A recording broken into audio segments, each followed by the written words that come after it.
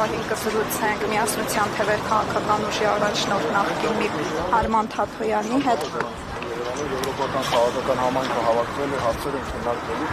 բայց սա չի նշանակում, որ մենք պետք է ցույց տանք այն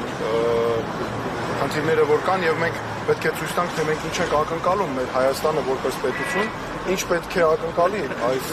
գագաթնաժողովից։ Եվ ես օրինակ 3 հստակ ցույց էի տվել, որ եթե մենք կոնկրետ արդյունքներ չունենանք այս գագաթնաժողովից, ապա դա ընդհանրապես կդառնա որպես գեղեցիկ, թանկ, բայց մեզ համար անիմաստ անցկացված միջոցառում։ Դրա համար հիմա մենք արդեն գնանք եւ այն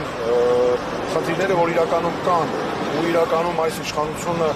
հիմա իբր ցուցադրում է, որ կապ ունի ժողովրդավարության ու մարդու իրավունքների հետ, իրականում ոչ մի առնչություն չունի թե մարդու իրավունքների, թե ժողովրդավարության հետ։ Սկսած նրանից, որ կա կամայական կառավարում, երբ մարդուն աշխատանքից ուղղակի ազատում են, որովհետև կառավարության ղեկավարը ասում է ես այդպես եմ ուզում, վերջացած նրանով, որ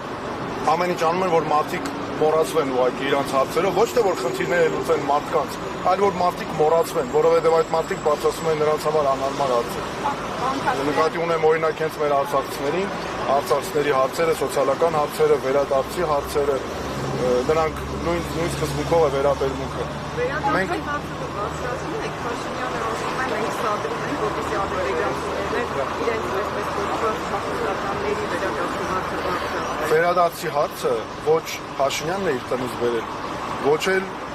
Փաշինյանը կարող է այստեղ որևէ բան անել, որովհետև դա միջազգայինորեն ամրագրված իրավունք է։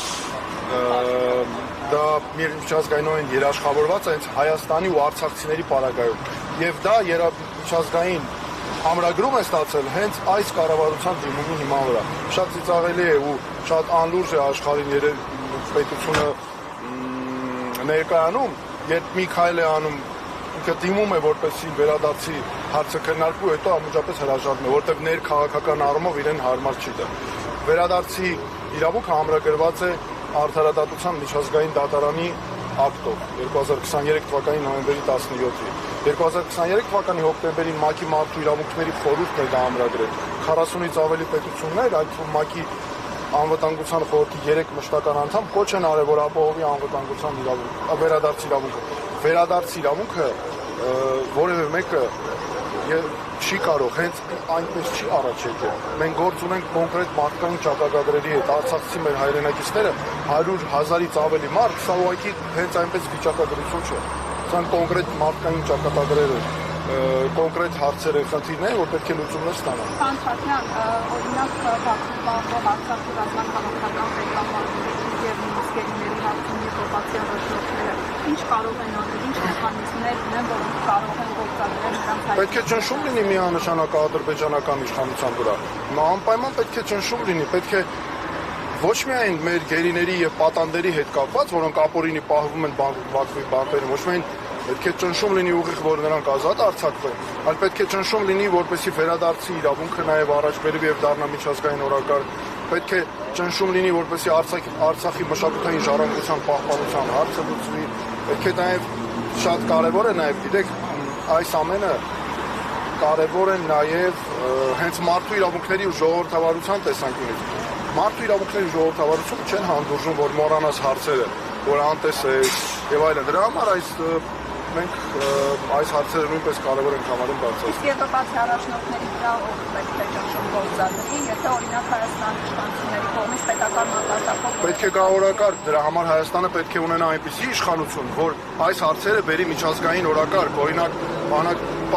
բանակցությունները, քննարկումները առհասարակ կարող են տեղի ունենալ, եթե նման հարցեր կան օրակարգում, որովհետև սրանք Հայաստանի ազգային շահերից, մեր պետականության շահերից բխող կոնկրետ հարցեր են եւ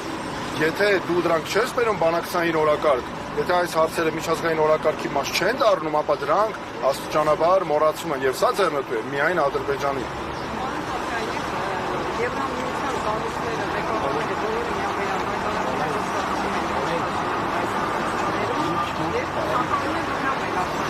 Գիտեք, այսա շատ լավ հարց եք տալիս։ Հենց տեսեք, մեր ընտրությունները ինչ են վերածում, ես ասել եմ դրա մասին։ Ադրբեջանը ունի իր մարդը, որը իմ կարծիքով Նիկոլ Փաշինյանն է, այստեղ մենք ունենք կոնսենսուս միանշանակ, Եվրոպան ունի, տեսեք, նախընտրությունները տարբեր հայտարարություններ են անում։ Ամերիկայի Միացյալ Նահանգները, Ռուսաստանը նույնպես հայտարարում է, որ ունի իր նախընտրած ուժերը։ Հիմա հարցը հետևյալն է, ինչ ենք մենք ուզում։ Մենք, որ այսքան հազարավոր տարիների պատմություն ունեցող ժողովուրդ ենք, կարող է թույլ տանք, որ ուրիշները մեր տեղը որոշեն, այ դրա համար էլ որ ուրիշները կռիվ են անում, հիմա ստացվում է, մրցում են իրար հետ, թե ով է ում մարդը պետք է անցնի Հայաստանում իշխանության։ Մեզ պետք է որ լինի Հայաստանի մարդը, Հայաստանի տեխնատուն, Հայաստանի շահերը ապահովող իշխանություն, որ ղեկավարվում է բացառապես Հայաստանի շահերով։ Սա է հարցը, որ մենք չպետք է դարձնեն մեզ ժողովուրդ, որ նայում է թե արտաքին ուժերից ով ում է աջակցում, նրան էլ ընտրեն։ Մեզ պետք է մենք ինքներս որոշենք։ Դրա համար է սա ամեն անգամ այսպես ներարկում են նաև մեր ժողովրդի մեջ, որ ամեն ինչ որոշված է, որ մեկը անիմաստ է, որ այս արտաքին ուժը սրան է աջակցում, այն արտաքին ուժը նրան է, բերեք Ռուսաստանը սրան է աջակցում, այս մեկն է հաղթելու։ Չգիտեմ, Ադրբեջանը սրան է Նիկոլ Փաշինյանին է աջակցում, Նիկոլ Փաշինյանն է հաղթելու։ Այդպես չէ, որոշողը մենք ենք, մեր ժողովուրդը։ Այս է, որ այս արտաքին ուժերի, այս Նիկոլ Փաշինյանի ստեղծած այս վանդակից պետք է մենք դուրս գանք եւ մեր ժողովուրդը ինքը որոշի, ինքը տա այս հարցի պատասխանը։